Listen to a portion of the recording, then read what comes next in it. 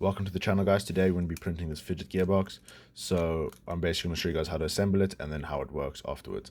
Cool, so let's go to the assembly. Okay, so once the print is finished and you are ready to assemble, you will be left with the casing, the lid of the casing, as well as the actual casing, and then the mechanism for the whole shifting stick, which is just the knob, and this is the mechanism that will slide up and down, and then of course you just need the stick. So the way you're going to assemble this is basically you're going to connect all three of these parts, and then you're going to put them all inside the casing. So let me build this, and then I'll show you guys what that looks like. Okay, cool. So once it's assembled, you'll have the bottom part and then the knob. Of course, just make sure this bottom part is able to rotate around its axes. Cool. So now what we're going to do is we're going to take our casing and we're just going to put this in here like that.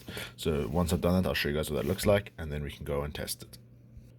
Cool. So as you guys can see, I had to make a few adjustments. As I had to take the knob off and then put the gear shifter template type of thing. I had to put that through the rod before I was able to insert the whole thing into the casing.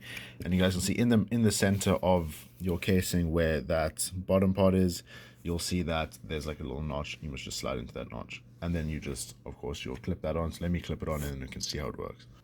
Okay, cool. So this is now the whole thing assembled, and you guys can see the shifter works. So we just go in all the gears, and that's your new fidget toy or keychain. If you want to use it as a keychain, it does come with a keychain holder. Yeah, so thanks for watching, guys. Be sure to